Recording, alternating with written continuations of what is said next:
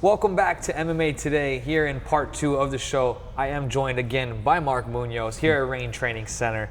And just wanted to get your perspective on your evolution as a fighter. And has it come quicker than you expected?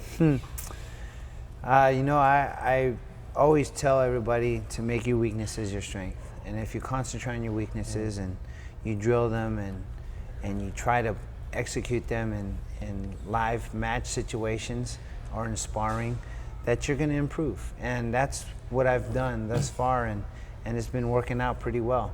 And my weakness is my striking. I feel that I need to be able to improve that. And I've been striking for a long time. Well, 2.5 years, 3 years now? Actually 4 years. And really trying to concentrate on the mechanics and the movements and be comfortable with staying in the pocket. Because before I wasn't comfortable. I was like, no, I don't want to get hit and blocking. But now, shoot, take them down. And that's but now I'm more comfortable in staying in the pocket and seeing punches coming at me, and being comfortable with punches and kicks and being able to block those or slip them or bob and weave. So it's getting better.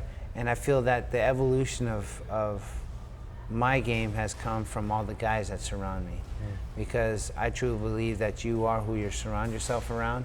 And if you're surrounded by guys that are like-minded and want to be champions, that you are going to be a champion yourself. And that's who I surround myself around. And guys are going to definitely be trying to push me and trying to break me as much as I can, as much as they can. But for me, I'm just going to stay on them and not get broken and develop as every day passes. So that's why I tell everybody, I say, you do not hurt them. You don't break bones. You don't break, faces. You don't, try to hurt your training partner, but you try to break their will, because that's good for them. And you try to frustrate them. You try to frustrate them, because in that frustration, you'll find out what they really need to work on. Because in live competition, that's where you need to kind of fix your attention on, because when you do that, you're able to see what you need to work on, and then you pull from that and drill the things that you need to work on. Yeah. Speaking of your striking, of course, your elbow injury that you had to have surgery on is the reason why you were forced out against Chael Sonnen. Yeah. And you were unable to bend your arm, and now you've got it. So has that made a big difference in your striking? And you feel a lot better now? I do feel a lot better. I got 2 more inches on my reach, and I can straighten out my arm now. It's a little bit straighter. I was here during my Lieben fight. So I was just throwing hooks the whole time in that fight. I couldn't even throw straight rights. I couldn't even do it. And so I was throwing hooks. But now I can sit on my punch and throw a straight right. Now it's pretty cool. I'm actually landing it, and I'm like, wow, that's how it feels like. Because I feel like during my whole UFC career that it's been right hooks and jabs and right hooks. Now I can throw 1-2 right down the pipe, and that's pretty awesome to have. It's crazy how a disappointment like that, being forced out of that fight, obviously was a disappointment for you, can actually turn out to be a positive though. And now you're feeling 100%. You're headlining another show and still right in there, right? Yeah, I think with anything that happens to you, that your life is 10% what happens to you and 90% how you react to it. And I think if you have a mind or a mentality or perspective that whatever life gives you, that you make the best out of it, and in the process you're able to grow, with character and perseverance and all the things it takes to be a champion. And so when this happened, I was definitely discouraged, but I end up being positive at the end, and it's perspective. Speaking of persevering through things, give us a timeline kind of how you got to this point from your wrestling career on through. So at the tender age of 13, I ended up getting jumped. Yeah, I grew up in Vallejo, California, which was kind of a rough place to live at times, and ended up getting jumped. In that time, I was befriended by a lot of wrestlers, 4 to be exact. And they're like, you should get into wrestling. Okay, so I tried it. Thought it was the worst thing I could ever do, because I ended up getting bloody noses and mat burns and on my forehead because I didn't know how to like stand up or do anything like that. And I was just a tough guy. And the first day of practice, it was just terrible.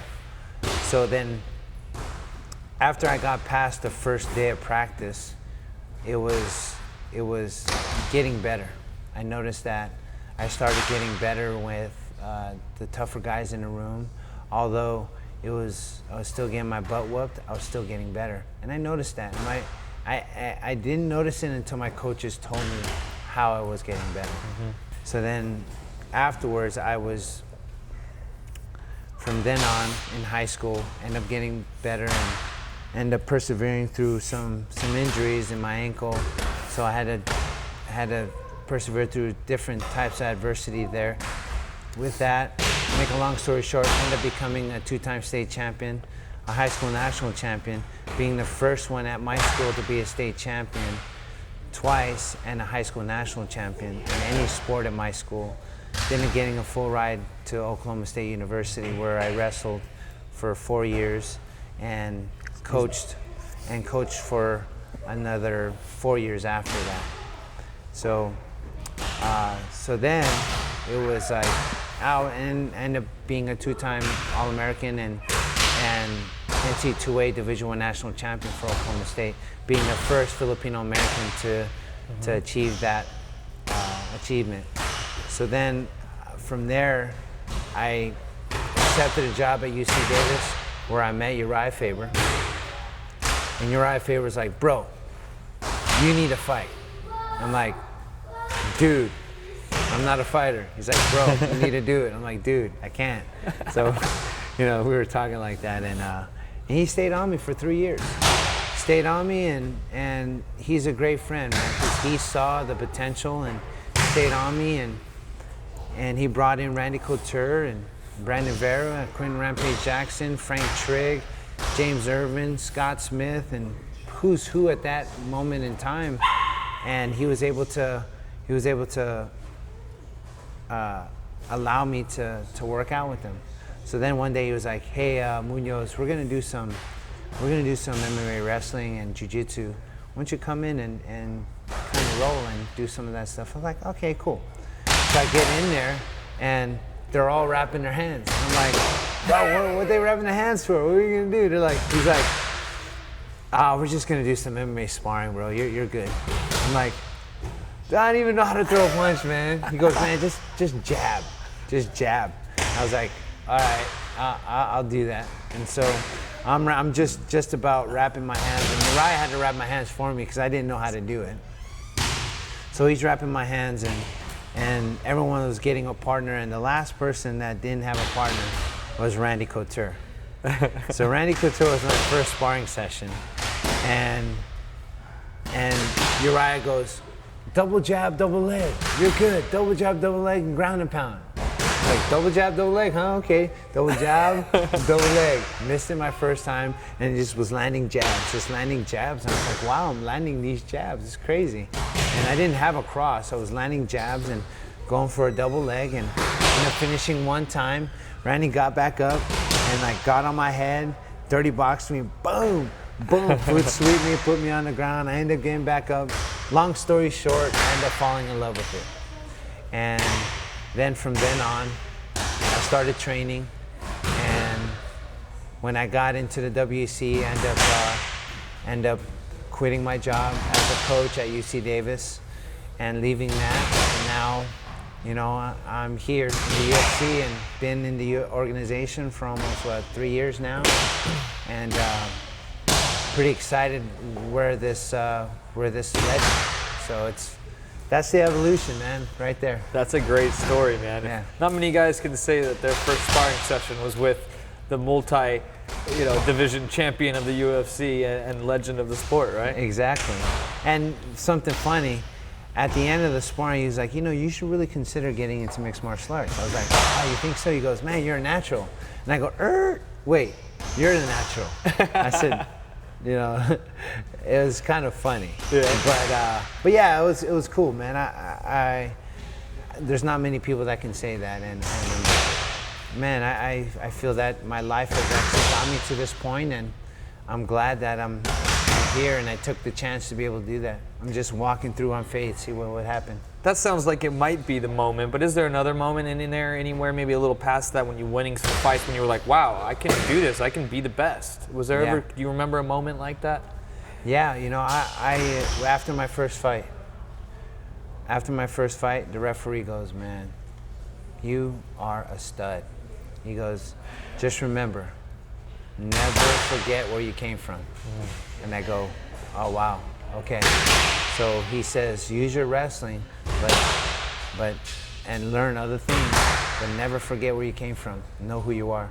So I just remember that. And that guy was Josh Rosenthal. Interesting. He is a referee in the UFC, and he told me, he goes, just don't forget where you come from, and I go, I won't ever. And so, Josh Rosenthal, that's for you, buddy. When did you realize how hard you could hit? Was there, when did you hit someone that hard and be like, wow, I hit hard? Yeah. Or did you already know? No, when I was hitting pads with Gunyao, my Muay Thai trainer over at Fairtex, he's like, man, you have power. You have power. You need to use your power. I was like, really? I didn't know. So he was just having me do power all the time. Ma, bow, bow. I was just hitting power in, and so I noticed that in sparring that I was hitting people hard, and that I was kind of having my way when it comes to like throwing power punches. So, but it came when I was training with Gunyao over at Fairtex. Your ground and pound, I mean, was that something that was just natural, or is that a lot of hard work, would you say, or was it just really something that came naturally with your wrestling prowess? I think with controlling somebody on the ground, that I'm able to just control people with my hips and able to free up my hands, and the power that I already have, I can turn my body and use my body in the ground and pound. So it's something that kind of came natural to me. It did come natural to me, but the time where I really discovered that I had good ground and pound was my first fight ever, and then it just kind of went from there. I saw some Fader videos, and I trained with Tito, and he showed me some ground and pound techniques, and Uriah obviously taught me some stuff there too. So I was with Uriah for a long time, and all those guys out there at Team Alpha Male. I ended up learning a lot of good stuff, and it just turned out to be what I have now. So it's pretty awesome. Pretty good guys to model your stuff after there. So now the hard-hitting stuff a little bit. Michael Bisping, of course, has been on record saying he wants the next title shot. And what are your thoughts? He don't deserve it. He just lost. Get in line. Take a number. It's my turn. You had your chance. I got hurt. You didn't make it. So move on. Win a couple fights, you'll get there. And that's how it is. I lost against Yushin Okami, and Yushin Okami went for a title shot. I had to win 4 more times in a row to even be considered to get a title shot. So what makes it different, So I earned my, just like I said, I earned my stripes. And your loss was just like his. It was not a decisive loss. No, it wasn't. So, it's with Bisping. The reality of it is he lost, and now he's got to wait. Is that a guy you'd like to fight maybe down the line? He's got a big name. He's a good fighter, and I would love to fight him. Yeah, for sure. You already fought once over there in England. Maybe once again. That'd be great. Probably getting a few more boos if you did this time. That's all right. That's all right. So talk about the rest of the middleweight division. Obviously, much more stacked. I mean, there was a time when it was like Anderson cleaned everybody out, and now you guys are all fighting for this spot. Yeah. I mean, there's 6, 7 guys you could just rattle off. Talk about the division. Yeah, middleweight. It's getting quite stacked. With us three with Anderson, Chael, I mean, there's Vitor. There's who else is there? There's Bisping. There's Bisping. There's Brian Stan. Lombard now. Hector Lombard. There's Boch. Yeah, there's Boch. There's guys that are emerging. So yeah, it's getting quite stacked, and I like the competition. Yep. You know, I like the fact that it's getting better, and you know, and Anderson doesn't, you know, he's not running. He's not. I mean, although he's still undefeated right now, and he's got the longest winning streak. I mean, undefeated when it comes to title defenses. He's pound for pound the best champion that's ever been. Yeah. But now there's a lot of guys that actually can propose problems for him. So yeah, I like that. I like the fact that the middleweight division is growing. This is really putting you on the spot, but what do you think the top 5 is then in the middleweight division? I truly believe the top 5 should be Anderson, Chael, me, Vitor, and Bisping. So then I guess that leads me into Lombard. That's another guy who's been already talk about him getting a shot if he was to get past Boch. I'm sure that doesn't sit well with you. No, it doesn't. It doesn't. He is a guy that comes from another organization, and yes, he has a great record. He has over 30 wins. But if you talk about quality of wins, it's not that. I mean, if you're beating cans, you know, you're just beating cans. I mean, you're recycling basically. You know, you're not. But when you come to the UFC, you got the world's best. Yeah. And you know, I have what, 9 fights in the UFC now, and I mean, he's got to earn his stripes. Like I said, you know, he's got to be in the organization. So yeah, I don't agree with him getting a title shot right off the bat. I'd love to fight him, you know, because it would be an exciting fight. I'd take him to the deep end and make him work. You know? I'm definitely not going to strike with him because that's his bread and butter. I'm going to grind him out, man. You know, and I think he knows that. So he's got to deal with that. So we'll see what happens. Yeah, it would make sense for him to have to fight a top 5 opponent. Yes, before for getting sure. a shot after Boch. You know, Boch is moving up there, but For sure. you know, his win wasn't exactly Yeah. ultra impressive either. Yeah, he was getting beat up on and then end up landing something in the clinch. And he ended up beating Yushin. So Yushin is a tough opponent though. Yeah. Yeah. Most definitely, as you know well. I just wanted to ask you about Steven Seagal. What are your thoughts on this guy? I just saw something on MMA Hour, and I'm just laughing, and I couldn't tell if Ariel was serious with him or not. I mean, I know he wanted him to think he was, but it seemed like Ariel was being, you know, sarcastic. But what are your thoughts on this guy? With being around Anderson and Steven Seagal, he is very knowledgeable in martial arts, and he does a lot of different arts. When I think it's Hapkido and Aikido and that type of stuff, and he's good. He's great. I mean, when it comes to that, it's awesome. And he is a good martial artist, but I have never seen him spar or do any of that stuff. But he's a great teacher. But a lot of people can coach and teach, but not having actually done very well and still do well as a coach and teacher. So I think Steven Seagal, I mean, he spent a lot of time with Anderson, you know, and Anderson said he did that front kick, you know, because Steven Seagal showed him. But, you know, he was doing that already, but Steven Seagal probably gave him advice to make it better. So I think he's legit, man. I mean, a lot of people laugh, but he's legit, man. He's good. All right. Yeah. And then another middleweight who we left off in all that talk that's interesting and rising is Alan Belcher.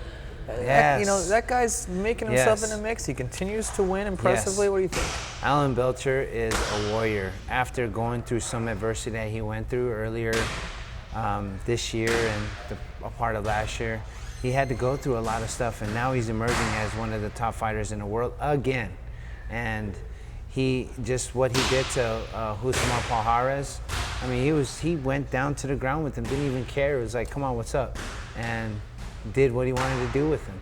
And Alan Belcher, he's definitely a force to be reckoned with at this weight class. TRT is something we've been over. Of course, Chael just got his exemption, and you've been on record saying you don't like it and you think that it is cheating and it's not fair. So just talk about that and why. It's anything that your body doesn't produce naturally. It's cheating.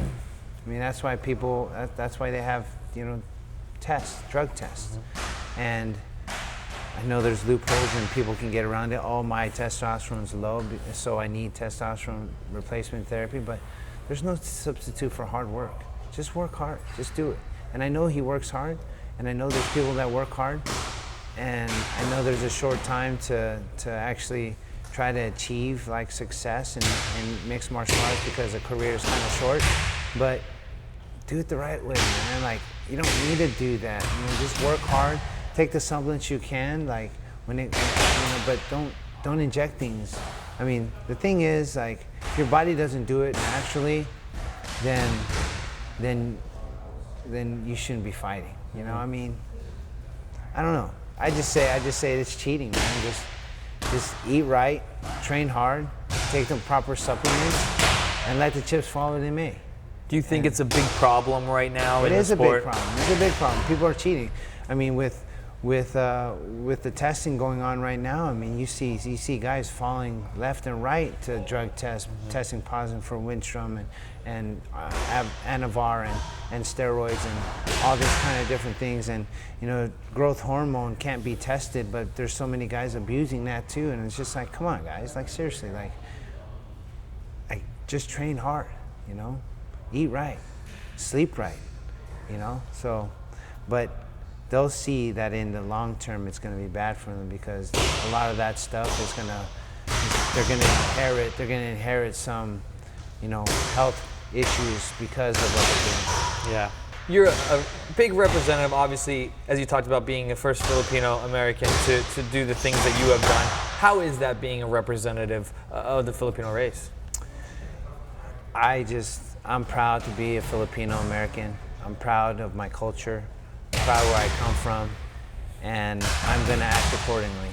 And for me, this is something that I feel like this is my life, and this is where I am at this point in my career, and I'm going to represent as much as I can in all facets and areas and roles that I play in my life. So I'm not only a Filipino, but I'm a family man. I have a wife and 4 kids. I own a gym. I'm a wrestler. I'm a coach. I'm a guy that cares about the relationships he has with different people in his life. I'm that guy. I'm not just the Filipino wrecking machine, but I'm a guy that wants to enrich those around me by showing the enrichment I have in my life. And so that's just the bare basics right there. That's just who I am, and that's how I'm gonna live, and people see that, and that's why I think they come back. And the growth of the sport is obviously, it's got to be a little bit surreal for you, but how beneficial is that to be able to make a difference as a UFC and as a sport of MMA has gotten so much bigger? Yes, because the sport has gotten bigger and the platform that I'm at, people see that and they see me in the kind of, I guess, in the headlines or on the media or whatever, and if they see the real person of who I am, they'll see that I'm more than just a fighter. And it helps out with the UFC because the UFC is actually getting a lot bigger now. It's on mainstream, it's on Fox, and people get to see who fighters are really, rather than just seeing who they are inside the cage. Yeah. And so now people are starting to get a different perspective about fighters. They're not barbaric. They're not mean-spirited people. They're actually very educated and nice and gentle and outside the octagon. They're businessmen. They're people that care for other people. So now people are starting to see that now. Yeah, the bottom line for me is when I tell people who aren't necessarily into the sport is, man, these guys are competitors. They're competing. This isn't some just some violent thing. And to have an avenue for somebody of such a high-level athlete who's maybe even competed in the Olympics for your country, or judo, or whatever it might be, to have an avenue to pursue as a professional athlete. Exactly, I agree with that. And for us to be able to have this outlet in mixed martial arts, it's great because now that we're on mainstream and able to have people see us and who we are, and it's just, you know, it's great for the sport, and the sport's just going to grow from here on out. One of the fan questions I got, they said, hey, I heard you play the guitar. So not only that, talk about that, and what other little hobbies and whatnot do you have? Yes, I played the guitar, and was very involved in my youth ministry when I was coming up through high school. I led worship at my church, and didn't help lead it with being in the worship band, and play the guitar, and I love doing it, and I still do it till this day. That's a fun fact that people probably didn't even know. But another thing I like to do is I played volleyball for a while, and my sister got me involved in volleyball, and I'm very, I wouldn't say I'm very good, but I'm actually, there's different levels. There's C, B, A's, double A's, semi-pro, and then there's pro. So I'm actually a double A player in volleyball. And in order for you to climb, you have to win a tournament in order to get to the next level. And I'm actually a double A player in volleyball, grass volleyball. So well, you just got me going, because that's my sport, Mark. Let's do it. I was a college volleyball player. We can pepper, man. We'll definitely make something happen here. Get on the beach and make a little video happen there. For sure. And we were talking about the stash earlier. You just got a fresh fade here before we sat down. That's right. I gotta look fresh for you, man. I gotta look fresh. I appreciate that. But you ever thought about growing that stash out Henley style, or what? Actually, I did. I grew out the stash and put it on Twitter for. It was for what it was for. It was November. Movember. It was from Movember. And I put it out there, and people were like, I like the stash, and I like the cause and everything. And I'm like, yes, I got to do it. And I can grow a pretty cool stash, man. I can. Yeah. But I don't know if I can grow the handlebars, though, but I'll try it sometimes. And then sometime I'll do it, and I'll make sure to tweet you and make sure you see it. There we go. All right. Yeah. Well, we'll really look forward to your fight. July 11th, San Jose, California, UFC on Fuel 4. You can catch Mark Munoz against Chris Weidman, headlining the card. Wish you the best of luck that, and moving forward, hopefully you get that title shot you desire. Thank you. Thank you for the time, Mark Munoz. I'm Spencer Lazara. Thank you for watching MMA Today. This video has been brought to you by ProBoxingSupplies.com, where you can get 25% off your purchase now.